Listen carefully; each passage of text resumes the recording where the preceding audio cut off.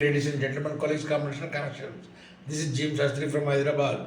I'll be reading a status update of Marina Kopjeva, who is a humanitarian director, trustee, advisor, woman, mother, immigrant for accountable aid, equality, and shared humanity against othering, colonialism, and stereotypes. Views my own. She is a seasoned aid worker with 18 years of experience in the humanitarian sector, acquired in technical management and leadership notes roles working at the country, regional and global levels. I worked with the Red Cross, UN and INGOs and enjoy reading leading teams and building partnerships. Her status update is now. I'm going to read it. It is about her. Status update is: am I hoping for a Christmas miracle in the on the, or is the tide really starting to turn? I have spent this year writing about a lot about what is broken in the humanitarian system and what needs to die. Looking for good news was a tough task, but recently I have noticed a shift. These are the top news we have been sharing with friends and colleagues recently in direct messages, WhatsApp, and coffee calls, with the word hope popping up at almost alarming rate. Collaborative features. GSEA Group published their research about Sudan's ERR expert return. We are sorry. Am I hoping for? I been there. Collaborative features. GISA Group published their research about Sudan CRRs. We are the system now about the mutual aid mechanisms, relating aid in Sudan through the practice of NAFIR, where people access and provide services simultaneously. Post by Marcus and D. Babiana below. Communities in the Philippines and Sri Lanka continued practicing mutual aid in response to the recent cyclones and floods, with the contribution from Resilio Fund, which released grants in 72 hours to support with what those communities were already doing during post by Kate Morgan. Link is there. The Global Fund for Community Foundations published a piece by Sori Canal about development having always existed in Africa through the international circular and deeply embedded in culture practices before say any aid arrived. Link is there. And I will be sharing this article and consequent video through social media. Please hold on with me.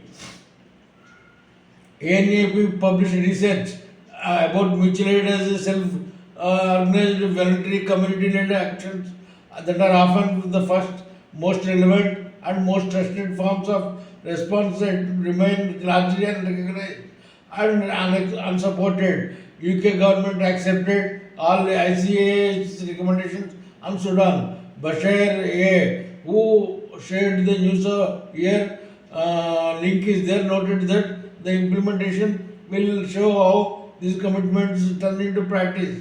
But it is an important step. Speaking on big steps, Save the Children International announced that it will bring withdrawing from CBF from 2026 to so as not to compete with local organizations. After a decade of commitment, it's a great to see someone actually step aside. The world system is in a decline, but something is building up. Mutual aid is finally being centered not as supplement to the real humanitarian work. Local organizations are being recognized, and it is coming from different directions. Some moving toward a momentum where fingers arose, fingers crossed of nor funding locally directly from becomes impossible. And after a year of watching things burn, I am cautiously hopeful. No, I am actually excited. Life has come to a standstill, but humanitarian work requires individuals willing to sacrifice. Emergency response room number Sudan. These reflections capture the reality of Sudan's emergency response rooms.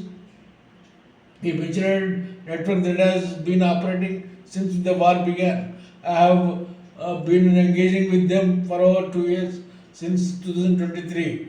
Localization is now a common buzzword, often used to justify funds.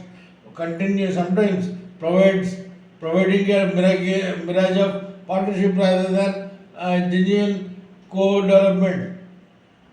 If you want to understand what the real localization is, start with the Nafis, Sudan's tradition of collective mobilization, where people access services. Why I'm laughing is I'm reminded of evil day. That's why I'm getting laugh. Where people access services but also provide services for others often at the same time. Together with my inspiring and insightful co-researcher Ra Nazir, with whom I have learned a great deal. We are proud to share reflections on this 2 year long research advanced version titled We Are the System Now. How Sudan's emergency response rooms are pre-rating aid. As we remain committed to Sudan and to learning grounded in Sudanese leadership, we are open to conversation on what meaningful engagement and support it can look like going forward. Please share with others you feel will find this relevant. Thank you so much. We are the system now. How students, I will be sharing this article as well as. Thank you.